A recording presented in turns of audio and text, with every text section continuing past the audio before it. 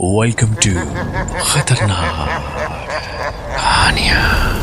دل کے مریضوں اور ڈرپوک لوگوں کے لیے یہ ویڈیو دیکھنا منع ہے۔ لاہور شہر کا ایک سچا واقعہ۔ آپ کی سماعتوں کی نظر کرنے سے پہلے لاہور شہر کے بارے میں آپ کو بتاتے ہیں۔ لاہور شہر کے قدیم اور پرانے گھروں میں مختلف پیش آنے والے واقعات کے بارے میں لوگوں کی مختلف رائے ہے۔ اندرون لاہور کے جنات۔ اندرون لاہور تنگ و تاریک گلیوں کوچوں کے نیچے انسانوں کو کچھ نہیں کہتے اور اچھے ہمسایوں کی طرح رہتے ہیں۔ یہ جن بھوت عام طور پر پرانے مکان کی کسی پچھلی اندھیری کوٹری میں رہائش پذیر ہوتے ہیں۔ مکان کی یہ کوٹری اکثر بند رکھی جاتی ہے۔ سال 6 مہینے میں اگر ایک بار صفائی وغیرہ کروائی جاتی ہے تو سب سے پہلے گھر کا کوئی بوڑھا بزرگ باوضو ہو کر کلمہ شریف کا ورد کرتا ہوا کوٹری میں داخل ہوتا ہے۔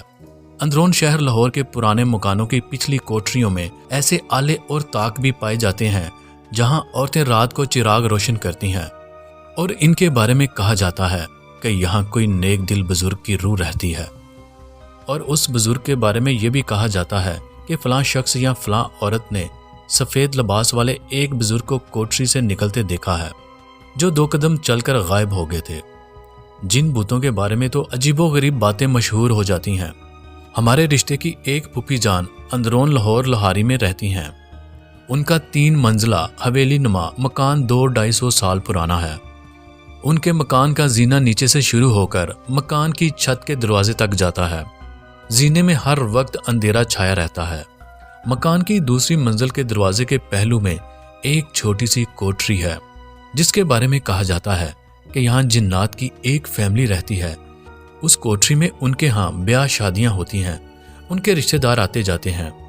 میری پھوپھی کی بڑی بیٹی کا کہنا ہے کہ ایک دن وہ سیڑھیاں چڑھ رہی تھیں کہ اس کوٹری کا دروازہ کھلا تھا۔ اس نے دیکھا کہ کوٹری کے اندر بڑے پلنگ پر ایک جن دلہا اور اس کی دلہن بیٹھے مسکرا کر باتیں کر رہے تھے۔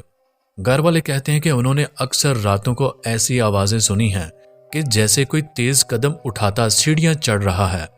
کبھی کبھی اس کوٹری میں سے گھنگروں کی آواز بھی آ جاتی ہے۔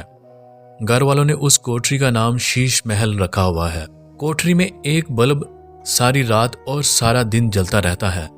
جمعرات کو کوٹری میں چراغ روشن کیے جاتے ہیں اور اگربتیاں سلگائی جاتی ہیں کیونکہ کہا جاتا ہے کہ یہ جنات مسلمان ہیں۔ بی بی دائی بڑی عبادت گزار پرہیزگار خاتون تھیں۔ بچے کی پیدائش کے وقت لوگ بی بی دائی کو ہی بلواتے تھے۔ کہتے ہیں کہ ایک بار بی بی دائی کے ساتھ ایک عجیب و غریب واقعہ پیش آیا۔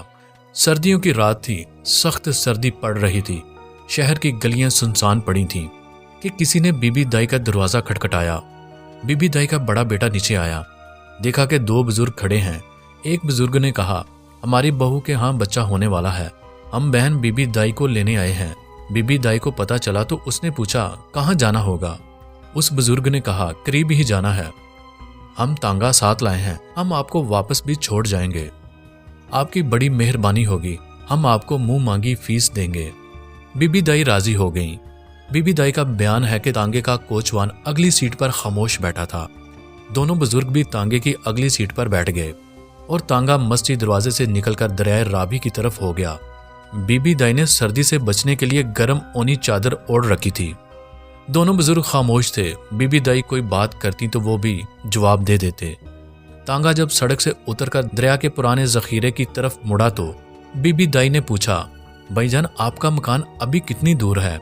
ایک بزرگ نے جواب دیا، بس قریب ہی ہے بہن جی۔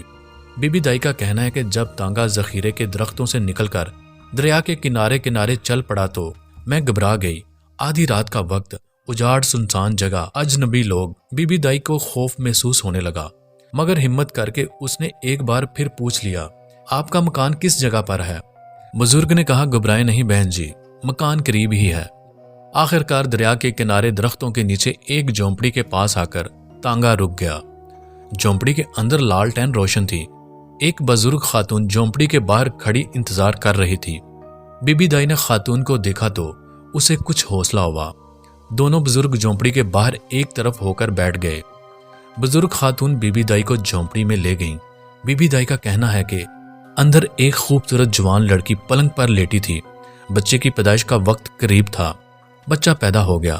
بی بی دائی کہتی ہے کہ وہ لوگ مجھے عجیب و غریب لگ رہے تھے۔ زچا اور اس کی والدہ بزرگ خاتون کی آنکھوں میں ایسی چمک تھی کہ جس کو دیکھ کر میرے بدن میں خوف کی ایک لہر دوڑ جاتی ہے۔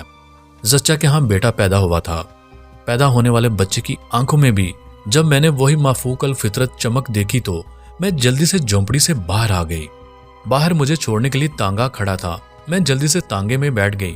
بزرگ آدمی نے کہا، بہن جی آپ کی فیس دینے کے لیے ہمارے پاس اس وقت کچھ نہیں ہے، اس پوٹلی میں جو کچھ ہے اسے قبول کر لیں۔ بزرگ نے پوٹلی میرے پاس سیٹ پر رکھ دی۔ تانگا چل پڑا۔ اپنے مکان پر پہنچی تو خدا کا شکر ادا کیا۔ کوچوان مجھے چھوڑ کر چلا گیا۔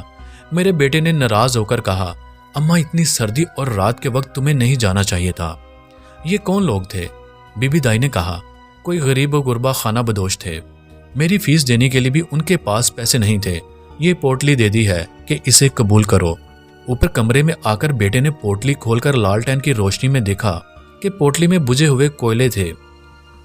بی بی دائی کے بیٹے نے غصے میں کوئلے فرش پر پھینک دیے اور ماں کو سختی سے منع کیا کہ آئندہ کبھی رات کے وقت کسی کے ساتھ نہ جایا کرو۔ بی بی دائی کو بھی بجھے ہوئے کوئلے دیکھ کر بڑا غصہ آیا، مگر اب وہ کچھ نہیں کر سکتی تھی۔ دن چڑھا تو ماں بیٹے نے کمرے کے فرش کی طرف دیکھا تو دیکھتے ہی رہ گئے۔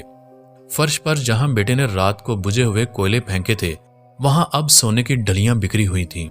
اب معلوم ہوا کہ وہ لوگ جو رات کو بی بی دائی کو لے گئے تھے جنات تھے۔ بیٹے نے سونے کی ساری ڈلیاں جلدی جلدی سمیٹ کر صندوق میں کپڑوں کے نیچے رکھ دیں۔ تانگا کرا کر دریا کنارے اس جگہ گئے جہاں رات کو جھونپڑی کے اندر ایک عورت کے ہاں بچے کی ولادت ہوئی تھی، مگر اب وہاں کسی جھونپڑی کا نام و نشان تک نہ تھا۔ یہ تو تھا آج کا واقعہ۔ اللہ تعالیٰ آپ کو آسانیاں عطا کرے اور آسانیاں تقسیم کرنے کا شرف بخشے، آمین۔